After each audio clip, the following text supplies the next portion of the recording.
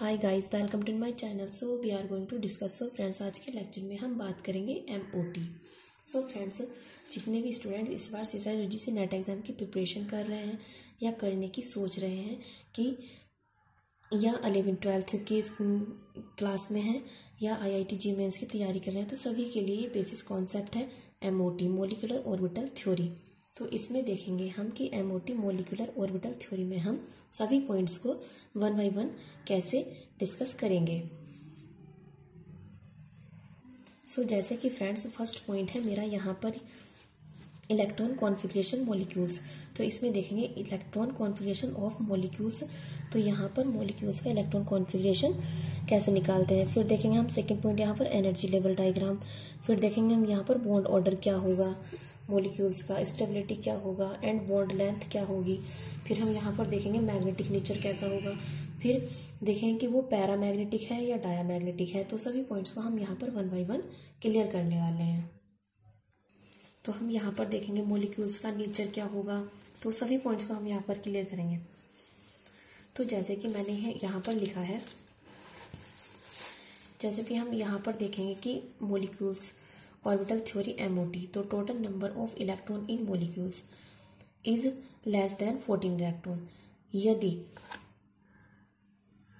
यदि मॉलिक्यूल्स के अंदर 14 इलेक्ट्रॉन या 14 इलेक्ट्रॉन से कम है, तो तब हम इलेक्ट्रॉन कॉन्फ़िगरेशन कैसे फॉलो करते हैं, कैसे हम इलेक्ट्रॉन कॉन्फ़िगरेशन का ऑर्डर लिखेंगे यहाँ पर। तो जैसे कि मैंने यहाँ पर लिखा है 14 इलेक्ट्रॉन के लिए 1 से लगा के 14 इलेक्ट्रॉन तक के लिए मैंने यहाँ पर इलेक्ट्रॉन कॉन्फ़िगरेशन का ऑर्डर लिख दिया है। तो सबसे पहले हम यहाँ पर देखेंगे sigma 1s2, sigma star 1s2, sigma 2s2, sigma star 2s2 and pi 2p x equal to pi 2p y, sigma 2p z, right, and pi star 2p x equal to pi star 2p y and sigma star 2p z। So friends, इसी order को follow करते हुए हम molecules के सभी natures का हम यहाँ पर पता करेंगे कि किस टाइप से हमारे मॉलिक्यूल्स के अंदर जो बॉन्ड ऑर्डर क्या है, स्टेबिलिटी क्या है, मैग्नेटिक है, डायामैग्नेटिक है, पैरामैग्नेटिक है। तो वो सभी पॉइंट्स को हम यहाँ पर देखेंगे। तो जैसे कि मैंने एग्जांपल लिया है ये हाइड्रोजन H2। तो H2 में 2 इलेक्ट्रॉन, क्योंकि एक हाइड्रोजन में 1 इलेक्ट्रॉन, तो H2 में 2 इलेक्ट्रॉन। यहाँ पर हम लिखेंगे तो सिग्मा 1s2। फिर इसका बॉन्ड ऑर्डर निकालेंगे हम यहाँ पर। तो बॉन्ड ऑर्डर निकालेंगे 2 माइनस के 0/2 इक्वल टू इसका बॉन्ड ऑर्डर 1 आ जाएगा। मैं आपको फ्रेंड्स आगे चल के बॉन्ड ऑर्डर कैसे निकालते हैं और एकदम जैसे कि हमें एग्जाम में पूछ लिया जाता है कि हाइड्रोजन का बॉन्ड ऑर्डर क्या है, कार्बन का बॉन्ड ऑर्डर क्या होगा, ऑक्सीजन का बॉन्ड ऑर्डर क्या होगा, या बॉन्ड ऑर्डर छोटे बड़े के अनुसार मतलब लगाइए उसको, तो हम किस टाइप से डायरेक्टली ऐसे निकाल सकते हैं। तो मैं डायरेक्ट भी आपको बॉन्ड ऑर्डर निकालना बताऊंगी।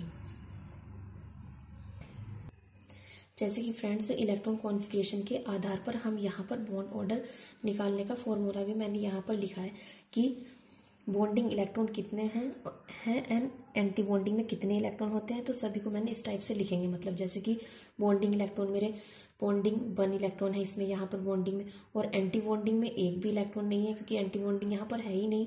तो इसलिए 1 माइनस की 0/2। तो जब इसको सॉल्व करेंगे तो हाफ आ जाएगा। तो इसका बॉन्ड ऑर्डर जो मेरा हाइड्रोजन 2+ है, H2+ है, तो इसका बॉन्ड ऑर्डर हाफ हो जाएगा, राइट, 1/2।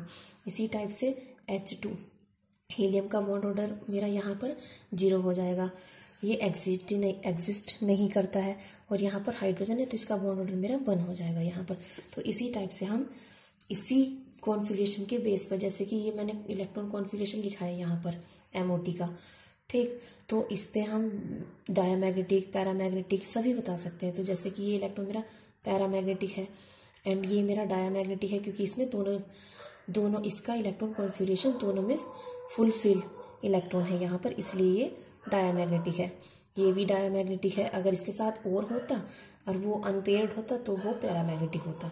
इसी टाइप से हम यहाँ पर निकालेंगे। जैसे कि अब हम देखेंगे यहाँ पर स्टेबिलिटी, बॉन्ड ऑर्डर, प्रोपोर्शनल, तो नंबर ऑफ बॉन्ड्स। तो हम यहाँ पर देखेंगे स्टेबिलिटी ऑर्डर। तो जैसे कि मैंने इन सबका ये निकाला है, यहाँ पर इनका बॉन्ड ऑर्डर निकाला है। यहाँ पर हाइड्रोजन का 1 और हीलियम का 2, H2+ का हाफ।